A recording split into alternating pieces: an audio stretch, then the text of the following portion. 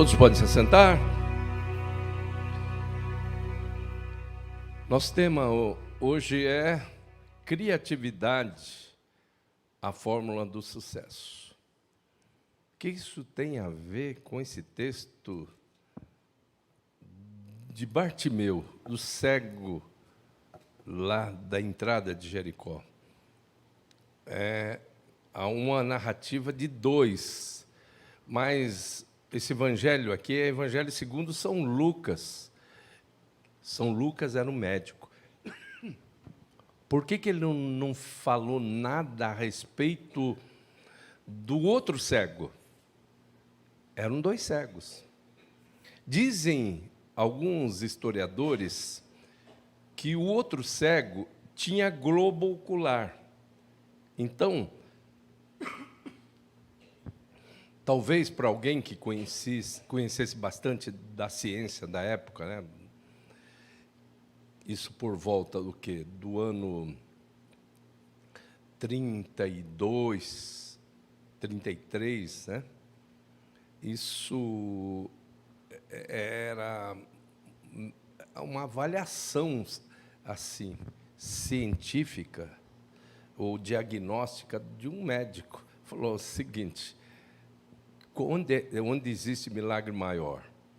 Naquele que já tem o globo ocular e recupera a visão, ou naquele que nem tem globo ocular e recupera a visão? E é esse exatamente o caso de Bartimeu. O que quer dizer Bartimeu? Bartimeu quer dizer filho de Timeu, Bartimeu. E muitas das vezes nós vivemos como filhos.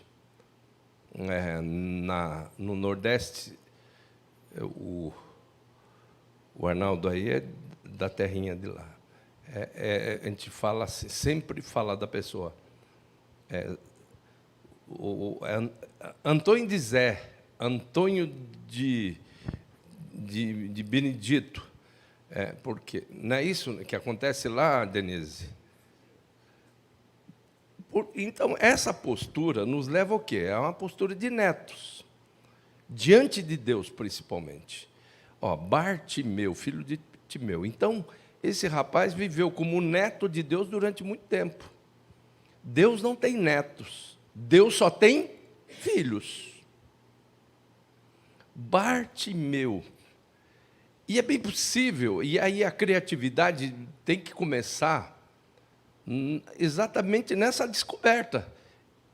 Eu estou vivendo como? Como um filho ou como um neto de Deus até hoje? Meu pai teve as experiências dele com Deus. Hoje eu vi um texto, uma afirmação que me levou ao meu pai. Meu pai falou, eu quero crer sem milagres, sem nenhum arrepio, sem nenhuma sensação extraordinária, eu quero crer. Meu pai, ele falava assim, olha, meu filho, quanto mais milagre, é menos consistência na fé. Por quê? A fé é o firme fundamento das coisas que se esperam e a prova das coisas que se não veem. Isso foi meu pai, José. Eu sou José também. Eu sou José de Oliveira, né? Lá no Nordeste eu seria o Zé de Zé. E agora Bartimeu, ele vive cego durante muito tempo. E o que ele pensa em fazer? Como é que ele vai sobreviver? Talvez um vitimismo, a vítima da vida. Eu sou um cego. Eu tenho uma prima, gente, que ela é cega. Ela trabalha no Lar das Moças Cegas de Santos. Durante algum tempo, ela foi casada com um rapaz que ficava em casa, ela ia trabalhar. Ela foi nadadora do Santos, ela foi nadadora paralímpica, e o rapaz ficava com o cartão dela para usufruir do que ela ganhava. E a gente fica imaginando isso, sabe, que dói, porque quantas pessoas se superam se superam sendo cegas, sendo paralíticas. Agora há pouco eu vi um rapaz que teve um problema de oxigenação no cérebro, e tocando com o pé, mas tocando muito bem um teclado. Então, mas a pessoa pode passar a vida inteira como um neto de Deus. Sou uma vítima da sociedade, eu sou um cego. E a única coisa que sabe falar é uma esmola para um cego, pelo amor de Deus. Essa é a mesmice de muitas pessoas. E é bem possível que você se coloque assim diante de Deus. É bem possível que você se coloque como uma vítima diante de Deus. Eu sou uma vítima da vida. O que fez Bartimeu ser um cego de nascença? O legado adâmico. Maldita é a terra por tua causa. A matéria-prima, a maldição na matéria-prima, a doença na matéria-prima, que é a terra, alcançou a criatura feita com ela. Então, por isso que nós temos doenças e mais doenças, e vamos achar mais doença por aí afora. Quanto mais avançarmos onde não devemos avançar, nós vamos encontrar. Das matas saíram HIV, ebola, e agora o coronavírus, né, do morcego. Agora, a pessoa se torna uma vítima. Não, mas espera aí, como é que você vai se comportar diante de Deus, com todas essas coisas, como uma vítima? Não, ele diz para Deus, ele sabe, como cego, ele escuta um barulho, e todo mundo sabe que quem tem a falta de um sentido tem outros aguçados, notadamente, por exemplo, o cego tem a sua audição muito mais apurada, e aí vai passando e escuta todo aquele movimento. O que está acontecendo? Jesus o Nazareno está passando aí, liderando uma grande multidão. Aí ele fala, não, peraí, agora não. Até agora foi uma esmola para um cego, pelo amor de Deus.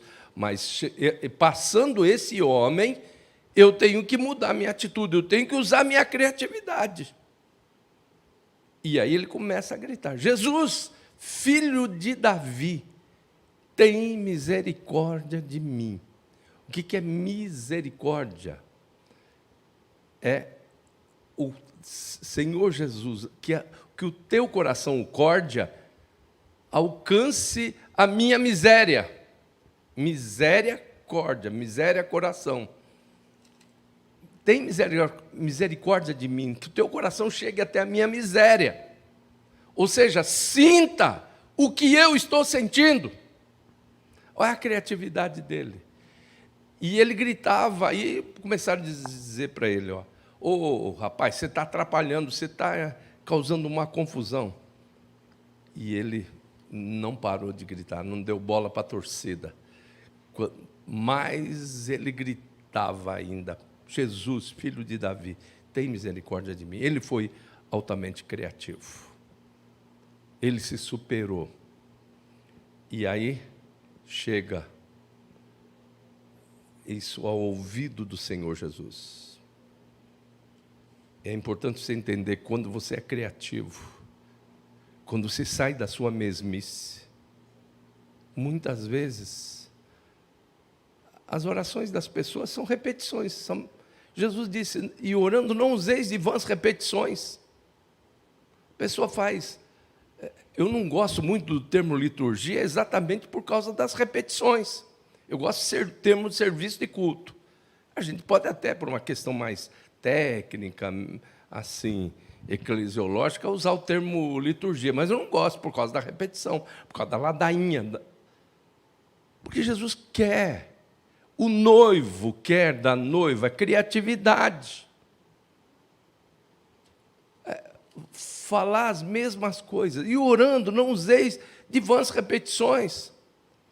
Então, ele sai da mesmice dele e começa a gritar. Usa a sua criatividade. E ele estava ali, e o tempo dele como ser humano é o tempo Cronos, que é o tempo daquele relógio ali, de todos os relógios que estão aí passando. Só que o tempo de Deus é Kairos. O que é o Kairos? Só para você ter uma ideia, Moisés diz no Salmo 90, um dia para o Senhor são como 1000 anos, e 1000 anos como um dia. E espera aí, Senhor, esse negócio de Kairos aí, para mim, vamos antecipar as coisas. Então, ele, com o cronos dele, com o tempo dele, ele interfere no tempo de Deus, no Kairos de Deus, com a sua criatividade. Jesus, filho de Davi, tem misericórdia de mim. E aí Jesus diz o quê? Tragam-no. E ele foi trazido, colocado diante do Senhor Jesus, e Jesus faz o quê? Pergunta, o que você quer? O que queres que eu te faça? Muitas vezes Jesus quer que a gente diga, sem meias palavras, o que nós queremos. O que queres que eu te faça? E ele diz, eu quero ver. E Jesus diz, vê, a tua fé te salvou. Então, a criatividade foi realmente a fórmula do sucesso na vida de Bartimeu, que deixa de ser o filho de Timeu e passa a ser filho de Deus. Mas a todos quantos o receberam, deu-lhes o poder de serem feitos filhos de Deus. É bem possível que até ali Timeu tenha pegado carona nas orações de quê? Do pai. Aliás, Bartimeu tenha pegado carona nas orações do seu progenitor. Mas ali ele fala, agora não, eu tenho uma oportunidade para ir direto. Agora sim. E ele diz um negócio lindo. Você já parou para ver? Ele diz assim, Deus, ou Jesus, Filho do Todo-Poderoso, o Jesus, o comandante de todo o universo. Não, sabe o que ele fala? Jesus, filho de Davi. Sabe por quê? Porque Davi foi um ser humano. Ele não apelou para a deidade, para a divindade de Cristo, ele apelou para a humanidade de Cristo. Ele foi criativo porque ele entendeu que Jesus é absolutamente Deus, mas é absolutamente homem. E a profecia de Isaías diz, um que sabe o que é sofrer. Então ele falou com quem entende de dor. Com quem entende de dor. Com aquele que iria chorar. Eu não sei na cronologia como é que está, se já tinha acontecido o episódio da morte de Lázaro, nessa cronologia, mas lá diante do choro, Jesus vendo os amigos de Maria chorarem e Maria chorando, Jesus chorou. Então, como é que ele fala com Jesus? Ele não apela para a deidade de Jesus, para a divindade de Jesus, ele apela para a humanidade de Jesus. Jesus, filho de Davi, tem misericórdia de mim, tem compaixão de mim. E aí, diante disso tudo, você vai continuar aí na sua mesmice? Ou você vai ser criativo nas suas orações? Você vai fazer toda oração igual? Todo dia, só muda o dia, mas a oração é a mesma. Os problemas mudaram, mas você continua orando do mesmo jeito. E orando não useis de vãs repetições. Cantai louvores com inteligência. Cantai ao Senhor um cântico novo. Deus gosta de criatividade. Essa igreja apostatada, essa igreja que caiu a partir do ano 100, ela entrou numa queda livre até o ano 500, e a partir do 1500, melhor dizendo, e a partir do ano 1500, ela começa a voltar para Jerusalém, ela desceu para Roma, do ano 100 até o ano 1500. A partir do ano 1500, Deus coloca a mão e diz: ela não pode descer mais. Se ela passar de 1500, ela vai ser totalmente deformada. Então, ela começa a voltar para Jerusalém. Em 1517, acontece a Reforma Protestante e tantas outras coisas. E a igreja tem voltado para Jerusalém. O que existe em Jerusalém? Existe criatividade. Eis aqui, bendizer ao Senhor, todos vós, servos do Senhor, que assistis na casa do Senhor nas horas da noite, erguei as mãos para o santuário. Então, o que o Espírito Santo está orientando você? Seja criativo. Jesus, filho de Davi, ou seja, tu és humano, tu sabes o que eu estou passando. Tu entendes do que eu estou passando. Fale isso com Ele.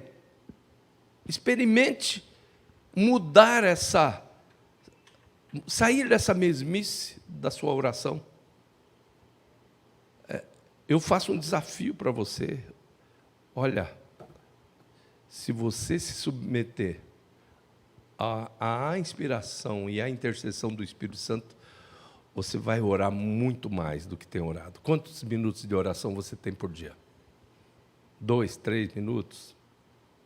Sabe qual é a média na Coreia? 22 minutos. No Brasil, a média é 7 por causa dos coreanos que vivem no Brasil. Se os coreanos saíssem, a média seria 3 minutos. Agora, você quer 24 horas de bênção com 3 minutinhos de oração. Isso é quem tem, aqueles que fazem uma oraçãozinha assim, de meio joelho, assim, ó. Quando faz.